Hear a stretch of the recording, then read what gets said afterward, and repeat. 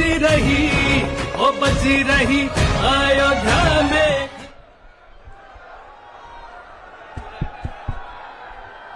मेरे साथ बोलिए, भारत माता की। क्यों भाई, कोरबा वालों की आवाज को क्या हो गया है? ऐसी आवाज नहीं चलेगी। मोदी जी को तीसरी बार प्रधानमंत्री बनाना है या नहीं बनाना है? 400 पार कराना है या नहीं कराना है? सरोज बहन को सांसद बनाना है या नहीं बनाना है? तो मेरे साथ दोनों हाथ उठाइए। अंत तक धूप पे खड़े वो भी उठाए जरा हाथ। विजय के संकल्प का मुट्ठी बींचे और प्रचंड आवाज से बोलिए, भारत माता की। वंदे वंदे, जय श्री राम, जय जय श्री राम। मंच पर उपस्थित श्री विजय शर्मा जी,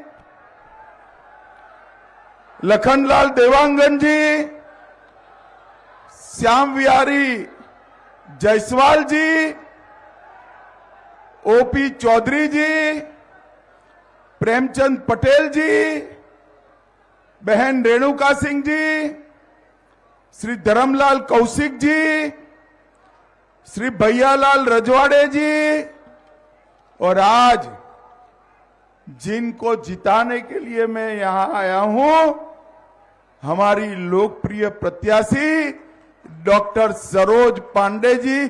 जोर से ताली बजाइए सरोज बहन के लिए। और आज कोरबा की इस महान भूमि पर आए हुए प्यारे भाइयों, बहनों, माताओं और मेरे जिगर के टुकड़े जैसे युवा मित्रों, आप सभी को नमस्कार। भाइयों और बहनों, चेतुरगढ़ की आदि शक्ति महिषासुर मर्दिनी मां को मैं प्रणाम कर कर मेरी बात की शुरुआत करना चाहता हूं। थोड़ा लेट हो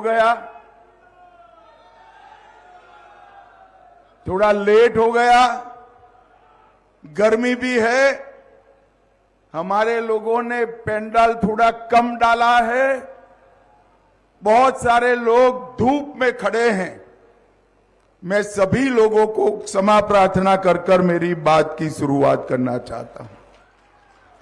भाइयों बहनों, मैं सबसे पहले बता देता हूं, जब चुनाव होता है तब प्रत्याशी कहते हैं कि हमारे यहां सभा करने आइएगा। काफी लोग फोन करते हैं, मगर एक सीट है जहां मैंने सरोज बहन को कहा था, सरोज बहन मैं आपके यहां जरूर आऊंगा, आपको जीत कर आऊंगा। भाई और बहनों, मैं छत्तीसगढ़ राम का नैनीहाल है, नैनीहाल वालों के सामने आया हूं। मैं मन से एक बात पूछना चाहता हूं, मुझे बताओ भैया, अयोध्या में राम मंदिर बनना चाहिए या नहीं बनना चाहिए था? जोर से बोलो, बनना चाहिए था या नहीं बनना चाहिए था? एक कांग्रेस पार्टी जो आज हमारे खिलाफ लड़ रही है, 70 साल से राम जन्मभूमि के मसले को अटका कर रही, लटका कर रही, भटका कर रही। अरे छत्तीसगढ़ वालों, आपने 11 में से 9 सीटें देकर मोदी जी को दूसरी बार प्रधानमंत्री बनाया। एक 5 ही साल में केस भी जीता, भूमि पूजन भी किया और 22 जनवरी को प्राण प्रतिष्ठा कर कर जय श्री राम कर दिया। और 500 साल के बाद रामलल्ला को अपमानित कर मंदिर में नहीं बिठाया था। 500 साल के बाद हम ऐसे भाग्यवान लोग हैं जिनके जीवन में ये दिन आया कि हमने रामलल्ला के कपाल पर सूर्य तिलक को देखा। भाइयों, सूर्य तिलक। और एक कांग्रेस पार्टी जब राम जन्मभूमि में रामलल्ला की मूर्ति की प्राण प्रतिष्ठा होती थी, उनको निमंत्रण भेजा गया। सोनिया जी को भी भेजा, राहुल बाबा को भी भेजा, खड़गे साहब को भी भेजा। साहब, मैं तो आश्चर्यचकित हो गया। कोई रामलल्ला के प्राण प्रतिष्ठा का निमंत्रण को धुतकार सकता है क्या? ये कांग्रेस पार्टी माइनॉरिटी के डर से, उनकी वोट बैंक के डर से इन्होंने रामलल्ला के प्राण प्रतिष्ठा के निमंत्रण को धुतकारा है। आप तो नैनीहाल वाले हो, ये कांग्रेस वाले आए तो पूछना किस मुंह से वोट मांगने आए हो? हमारे रामलल्ला का प्राण प्रतिष्ठा था, आप तो गए ही नहीं। भाई और बहनों, इनके लिए वोट बैंक ही बहुत। मुझे बताओ छत्तीसगढ़ वालों, छत्तीसगढ़ में से नक्सलवाद समाप्त होना चाहिए या नहीं होना चाहिए? अरे जोर से बोलो, होना चाहिए या नहीं होना चाहिए? ये भूपेश कक्का की सरकार थी, नक्सलवाद को बढ़ावा देते रहे। विजय बैठा है यहां, हमारे विष्णुदेव जी की सरकार बनी, हमारे उप मुख्यमंत्री गृह मंत्री विजय जी बैठे। 4 ही महीने में 95 लोगों को ढेर करने का काम कर दिया। 350 लोग अरेस्ट हुए, कई सरेंडर हुए। मैं आपको कहकर जाता हूं, मोदी जी ने झारखंड, बिहार, उड़ीसा, तेलंगाना, आंध्र, महाराष्ट्र, मध्य प्रदेश, उससे नक्सलवाद को 5 साल में समाप्त किया है। छत्तीसगढ़ छूट गया था क्योंकि यहां भूपेश कक्का की सरकार थी। मगर मैं कहकर जाता हूं, मोदी जी को तीसरी बार प्रधानमंत्री बनाओ, 2 साल में नक्सलवाद को मूल समेत उखाड़ कर हम फेंक देंगे। हमारे सुरक्षा बलों ने पराक्रम किया, 29 नक्सलवादी मारे गए, कल भी 10 मारे गए। और ये भूपेश कक्का निर्लज्जता से कहते हैं कि फेक एनकाउंटर। अरे भूपेश कक्का, नक्सलियों ने स्वीकार कर लिया कि हमारा बड़ा नुकसान हुआ है। ये कांग्रेस वाले शर्म नहीं खाते हैं भाई, शर्म नहीं खाते। जीतने के लिए, चुनाव जीतने के लिए इस देश में आतंकवाद और नक्सलवाद का पोषण कांग्रेस पार्टी सालों से कर। अब आपको चिंता करने की जरूरत नहीं है। यहां आपने कमल फूल की सरकार बनाई है, ऊपर मोदी जी की कमल फूल की सरकार बनने वाली है। नक्सलवाद को जाना ही जाना है। मुझे बताओ भाई, 2 चरण के चुनाव हो गए, आपको परिणाम जानना है क्या? जोर से बोलो, जानना है क्या? मैं बता देता हूं, मगर कहीं बताना मत। नहीं बताओगे ना? अरे सरदार जी, तुम पूछो, बताओगे नहीं ना घर पे? पक्का? तो मैं बता देता हूं, 2 चरण में हमारे मोदी जी सेंचुरी मारकर बड़े आगे निकल गए। ये तीसरा चरण 400 पार की दिशा में आगे बढ़ना है। और तीसरे चरण में सरोज बहन लड़ रही है। कोरबा वालों, कठिन सीट है। गत समय आपने हमें आशीर्वाद नहीं दिया था, फिर भी हमने सोच समझकर सरोज बहन को आप पर भरोसा कर कर यहां भेजा है। तो जिताओगे क्या? अरे जोर से बोलो, जिताओगे? भाई देखो, हर क्षेत्र वाले कहते हैं हमारे सांसद को बड़ा बनाइए, कहते हैं या नहीं कहते हैं? हमने तो बड़ा बना हुआ नेत्री ही आपके यहां भेज दिया है, आपको सिर्फ चुनकर भेजना है। गलती मत करना कोरबा वालों, मैं आपको कहने आया हूं, सरोज बहन को जिताकर भेज दो। कोरबा के गांव गांव की चिंता नरेंद्र मोदी जी करेंगे, नरेंद्र मोदी।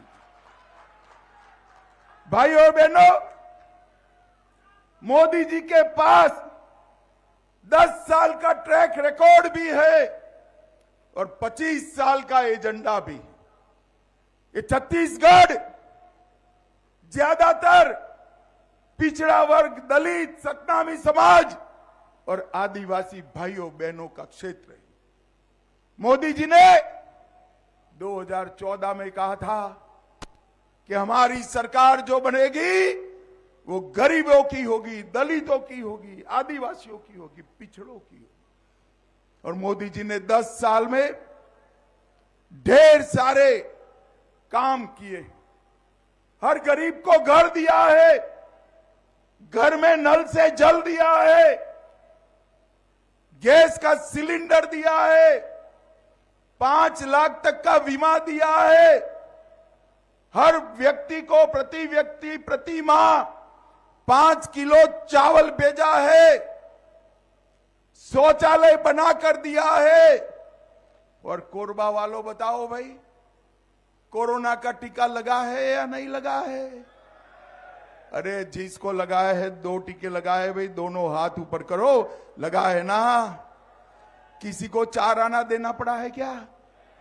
मोदी जी ने कॉफी पिलाकर मुफ्त में कोरोना का टीका लगाकर देश को कोरोना से सुरक्षित करने का काम नरेंद्र मोदी जी ने किया है। भाइयों बहनों, नरेंद्र। और राहुल बाबा उस वक्त भी कहते थे ये मोदी टीका है, मत लगाइयो। ये तो अच्छा है कोरबा वालों, आप लोग उनका सुनते नहीं हो, आपने टीका लगा दिया, कोई उनकी सुनता नहीं, देश बनने लगा। फिर एक दिन परेशान होकर वो भी रात को बहना को लेकर अंधेरे में टीका लगाए।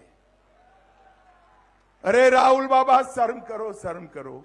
कोरोना जैसी महामारी में भी राजनीति करते हो। भाई और बहनों, मोदी जी को तीसरी बार प्रधानमंत्री बनाने का अर्थ है कि देश को नक्सलवाद और आतंकवाद से मुक्ति दिलाना, देश के गरीब के कल्याण की चिंता करना, पूरे देश को विकसित बनाना, जनजातियों का सम्मान की चिंता करना और हमारे छत्तीसगढ़ को देश का सबसे पहला नंबर का राज्य बनाना। मैं जानता हूं सरोज बहन के साथ मैंने संगठन का काम किया है।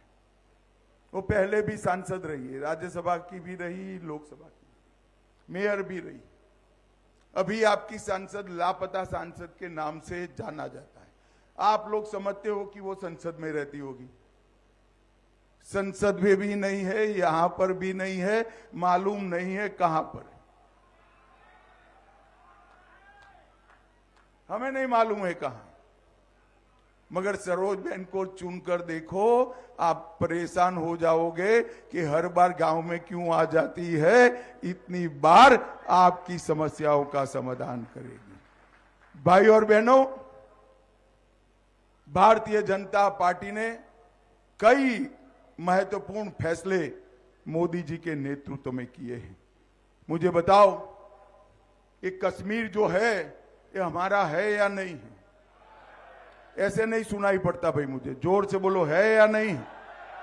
ये खड़गे जी कहते हैं राजस्थान और छत्तीसगढ़ वालों को, कोरबा वालों को कश्मीर से क्या लेन देन। खड़गे साहब, आप 80 पार कर गए मगर देश को नहीं जान पाए। मैं आपको बताता हूं, कोरबा का मेरा बच्चा बच्चा कश्मीर के लिए जान देने के लिए तैयार है, जान देने। कोरबा वालों मुझे बताओ, धारा 370 हटानी चाहिए थी या नहीं हटानी चाहिए थी? कांग्रेस पार्टी 70 साल से धारा 370 को एक अनोरस बच्चे की तरह गोदी में खिलाती रही, उनको वोट मिलते थे। आपने मोदी जी को दूसरी बार प्रधानमंत्री बनाया। 5 अगस्त 2019 को मोदी जी ने धारा 370 को समाप्त कर दिया। और भाई और बहनों, 70 साल के बाद हमारे कश्मीर में भारत का तिरंगा बड़ी शान के साथ लहरा रहा है। भाई और बहनों, जब मैं धारा 370 हटाने का बिल लेकर खड़ा हुआ, फिर राहुल बाबा खड़े हो गए और कहे धारा 370 मत हटाओ। मैंने बोला क्यों ना हटाए भाई, क्यों ना हटाए? तो उन्होंने कहा खून की नदियां बह जाएगी कश्मीर में। राहुल बाबा 5 साल हो गए, खून की नदियां छोड़ो, कंकड़ चलाने की किसी की हिम्मत नहीं है, कंकड़ चलाने। ये नरेंद्र मोदी सरकार, नरेंद्र मोदी जी ने इस देश से आतंकवाद को हमेशा के लिए समाप्त। कोरबा वालों, एक कांग्रेस पार्टी का एक सूत्र है, झूठ बोलो, जोर से बोलो, सार्वजनिक रूप से बोलो और बार बार बोलो। वो कहते हैं मोदी जी को बहुमत मिलेगा तो मोदी जी आरक्षण हटा देंगे। मेरा फेक वीडियो बनाकर सर्कुलेट करते हैं। मैं आपको बताना चाहता हूं कोरबा वालों, 10 साल से आपके आशीर्वाद से मोदी जी के पास बहुमत है। मोदी जी ने आरक्षण ना हटाया ना हटाएंगे। बहुमत का उपयोग क्या किया? 370 हटाने के लिए किया, राम जन्मभूमि का मंदिर बनाने के लिए किया, सीए लाने के लिए किया, ट्रिपल तलाक हटाने के लिए किया, और अब यहां सरकार दी, बहुमत का सरकार का उपयोग नक्सलवाद को समाप्त करने के लिए हम कर रहे हैं। नक्सलवाद। भाई और बहनों, मैं आज एक मोदी का गारंटी देने आया हूं। जब तक भारतीय जनता पार्टी का एक भी सांसद भारत की संसद में है, एसटी, एससी और ओबीसी के आरक्षण को ना हम हटाएंगे, ना कांग्रेस पार्टी को हटाने देंगे। ये मोदी का गारंटी है। ये झूठ फैलाते भाई और बहनों, नरेंद्र मोदी सरकार ने जनजाति के कल्याण के लिए, आदिवासियों के कल्याण के लिए ढेर सारे काम किए। कांग्रेस के जमाने में आदिवासी कल्याण मंत्रालय, गृह मंत्रालय के तहत एक छोटे से ज्वाइंट सेक्रेटरी का कार्यालय। अटल जी प्रधानमंत्री बने, उन्होंने आदिवासी कल्याण मंत्रालय बनाया, national commission of scheduled tribes बनाया, और नरेंद्र मोदी ने 15 नवंबर को भगवान बिरसा मुंडा की जयंती को जनजाति गौरव दिवस के रूप में मनाने का काम नरेंद्र मोदी ने। 70 साल तक, 55 साल सत्ता में रहने वाली कांग्रेस पार्टी कभी आदिवासी बेटा या बेटी को राष्ट्रपति नहीं बनाया। मोदी जी ने ओडिशा के गरीब आदिवासी की बेटी बहन द्रौपदी मुर्मू को महामहिम द्रौपदी मुर्मू बनाकर आदिवासियों का सम्मान करने। एक कांग्रेस पार्टी आदिवासी कल्याण का उनका बजट 2013-14 में 28,000 करोड़ था। कितना था भाई, बोलो जरा, अरे जोर से बोलो। मोदी जी ने इसको बढ़ाकर 1,00,000 28,000 करोड़ करने का काम नरेंद्र मोदी जी ने किया। भाई और बहनों, 700 से ज्यादा एकलव्य स्कूल बनाए, डिस्ट्रिक्ट मिनरल फंड 75,000 करोड़ रुपया खदानों से आदिवासी कल्याण में खर्च किया और सिकल सेल एनीमिया समाप्त करने के लिए हम आगे बढ़ गए, एक बड़ा रिसर्च सेंटर बना रहे हैं। भाई और बहनों, मोदी सरकार ने किसानों के लिए भी ढेर सारे काम करे। ये भूपेश कक्का झूठ फैलाते रहे, हमारे विष्णुदेव साई जी ने आकर सारा धान 3100 रुपया मैट्रिक टन के हिसाब से खरीद भी दिया और पुराना नुकसान भी आपका भरपाई कर दिया। भाई और बहनों, प्रधानमंत्री किसान सम्मान निधि 12 करोड़ किसानों को ढेर सारे फायदे देने का काम नरेंद्र मोदी सरकार ने किया है। और मैं आज आपको बताने आया हूं भी, ये खड़गे जी कहते हैं मोदी जी आएंगे तो गरीबों का सत्यानाश होगा। मैं खड़गे जी को पूछना चाहता हूं, 25 करोड़ गरीबों को गरीबी रेखा के बाहर निकालना गरीबों का फायदा हुआ या नहीं हुआ? भाई आप भी बोलना, हुआ या नहीं हुआ? 80 करोड़ गरीबों को राशन देना मुफ्त में फायदा है या नहीं है? 12 करोड़ माताओं को शौचालय मिला, फायदा है या नहीं है? 4 करोड़ लोगों को घर दिया, फायदा है या नहीं है? 14 करोड़ लोगों को नल से जल दिया, फायदा है या नहीं है? 60 करोड़ लोगों को 5 लाख तक का पूरा स्वास्थ्य का खर्चा दिया, फायदा है या नहीं? अरे खड़गे साहब, काहे को ये परिवार के लिए झूठ बोल रहे हो? 4 जून को हारने के बाद ठीकरा आप पर ही फूटने वाला है, आपको मालूम नहीं है। ये किसी के नहीं होते खड़गे जी, बड़ी लंबी सूची है। 4 जून को जैसे ही कांग्रेस हारेगी, ये भाई बहन सुरक्षित रहेंगे, बेचारे 80 की आयु के खड़गे जी की बलि चढ़ने वाली। मैं तो खड़गे जी को सलाह देना चाहता हूं, भाई इसके लिए झूठ मत बोला करिए, आप जो सच है बताइए। भाइयों बहनों, कोरबा के लोग इतनी बड़ी संख्या में, हजारों की तादाद में यहां आए हैं।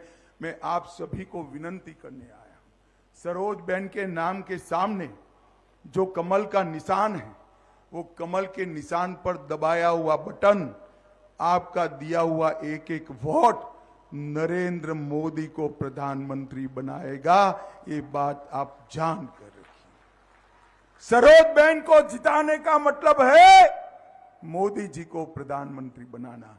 मुझे बताओ, मोदी जी को तीसरी बार प्रधानमंत्री बनाएंगे क्या? अरे जोर से बोलो, बनाएंगे? 400 पार कराएंगे? छत्तीसगढ़ की 11 की 11 जिताओगे? सरोज बहन को जिताकर संसद में भेजोगे? तो मेरे साथ दोनों हाथ उठाइए, माताएं भी उठाए जरा हाथ। मोदी जी ने काफी कुछ किया है, 33% आरक्षण दिया है आपको, हाथ उठाइए, विजय के संकल्प की मुट्ठी भींचे और प्रचंड आवाज से बोलिए, भारत माता की वंदे वंदे, जय श्री राम, जय जय श्री राम। आप सभी का बहुत बहुत धन्यवाद। स्मृति चिन्ह भेंट करने के लिए इस कार्यक्रम के प्रभारी लखन देवांगन जी, प्रेमचंद्र पटेल जी और विकास महतो जी को मैं सादर आमंत्रित करती हूं कि आप आएं और भारत सरकार के